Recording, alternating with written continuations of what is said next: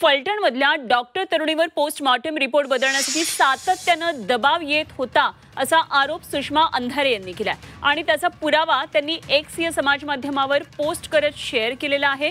सुषमा अंधारेंनी पुन्हा एकदा एक आणखी पुरावा आणलाय आणि पाहूया आपण सुषमा अंधारे यांनी नेमकं काय म्हटलंय ते।